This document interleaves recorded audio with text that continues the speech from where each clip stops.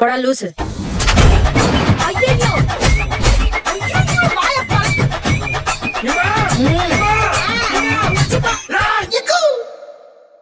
மத்திய அரசின் வளரும் பாரத வேலைவாய்ப்பு திட்டம் ஆகஸ்ட் 1 முதல் அமலுக்கு வரவுள்ளது. 99,446 கோடி ரூபாய் மதிப்பில் 2 ஆண்டுகளுக்குள் 3.5 கோடிக்கும் மேற்பட்ட வேலை வாய்ப்புகளை உருவாக்கும் நோக்கத்தில் திட்டம் செயல்படுத்தப்படுகிறது. இந்த வேலைவாய்ப்பு ஊக்குவிப்பு திட்டம் முதன்முறையாக வேலைக்கு நியமிக்கப்படுபவர்களுக்கு அவர்களுக்கு வேலைவாய்ப்பு அளிக்கும் நிறுவனங்களுக்கும் பயனளிக்கிறது. தொழிலாளர் வருங்கால வைப்பு நிதியில் புதியதாக பதிவு செய்யப்படும் ஊழியர்களுக்கு மாத ஊதியம் 15,000 ரூபாய் வரை இருந்தால் 1 லட்சம் ரூபாய் வரையிலான ஊதியத்திற்கு ஊக்கத்தொகை வழங்கப்படும். 6 மாத பணிக்கு பின் முதல் தவணை ஊக்கத்தொகை, 1 ஆண்டுக்கு பின் 2வது தவணை வழங்கப்படும்.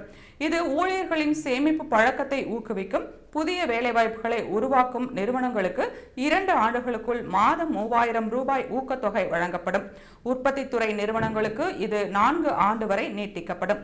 தொழிலாளர் நலத்துறை மூலம் செயல்படுத்தப்படும் திட்டத்தில் EPFOவில் பதிவு செய்யப்பட்ட 50 ஊழியர்களுக்குள் உள்ள நிறுவனங்கள் 2 கூடுதல் ஊழியர்களை, 50க்கும் மேற்பட்ட நிறுவனங்கள் 5 கூடுதல் ஊழியர்களை நியமிக்க வேண்டும். 2027 ஜூலை 31 வரை உருவாக்கப்படும் வேலைவாய்ப்புகளுக்கு இந்த திட்டத்தின் மூலம் நிதி உதவி வழங்கப்படும் என தொழிலாளர் மற்றும் வேலைவாய்ப்பு அமைச்சகம் தெரிவித்துள்ளது.